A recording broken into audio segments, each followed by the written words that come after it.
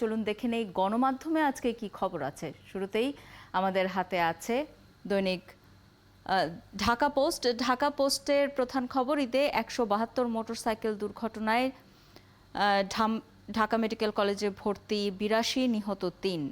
সড়ক দুর্ঘটনার খবর এছাড়াও আছে সদরঘাটে নিহতদের মধ্যে ৩ জন একই পরিবারের। আমরা জানি গতকাল সদরঘাটে লঞ্চ দুর্ঘটনায় একই পরিবারের ৩ জন সহ ৫ জনের মৃত্যু হয়েছে। এছাড়া গাজায় বেশিরভাগ ইসরায়েলি জিম্মির মৃত্যুর শঙ্কা। আমরা জানি যে গাজায় ইসরায়েলি যে আগ্রাসন চলছে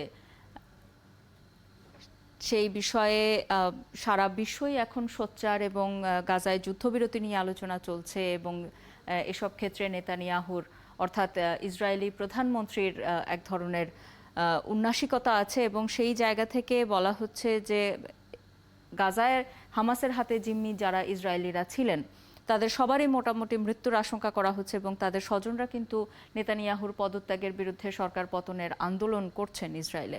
এরপর ১, ২, ৩ ঢাকায় জমি জিতে নিন ১০০% ক্যাশব্যাক সহ ২০ কোটি টাকার পুরস্কার। আজকের পত্রিকার অনলাইনে দেখা যাচ্ছে সদরঘাটের দুর্ঘটনার খবরটি তারা প্রধান খবর করেছে। ২ লঞ্চের রুট পারমিট বাতিল, ৫ কর্মী পুলিশ হেফাজতে। এছাড়াও আছে দুর্ঘটনার পর সদরঘাটে লঞ্চ চলাচল স্বাভাবিক। বাগেরহাটে দুপক্ষের সংঘর্ষ ঠেকাতে গিয়ে আওয়ামী লীগ নেতা নিহত। এছাড়াও আছে ইউনুস সেন্টারের বিরুদ্ধে আইনি ব্যবস্থা নেওয়ার হুঁশিয়ারি বিএনসিইউ এর। আছে শিক্ষক নিবন্ধনের প্রিলিমিনারি পরীক্ষার ফল প্রকাশ নিয়ে যা জানা গেল এরকম একটি খবর দেওয়া হয়েছে। এছাড়াও এরপর আছে jagonews24.com, তাদের প্রধান খবর সদরঘাটের দুর্ঘটনা আবারও। ২ লঞ্চের চালক ও ম্যানেজার সহ আটক ৫। সপরিবারে নিহত মুক্তা ছিলেন গর্ভবতী এবং ফারহান ও তাসরিফ লঞ্চের রুট পারমিট বাতিল বলা হচ্ছে।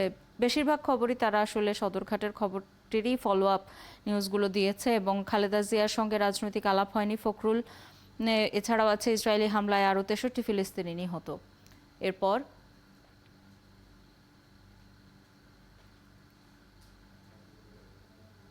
সারা বাংলার প্রধান খবর, খালেদা জিয়ার সঙ্গে দেখা করেছেন বিএনপির শীর্ষ নেতারা।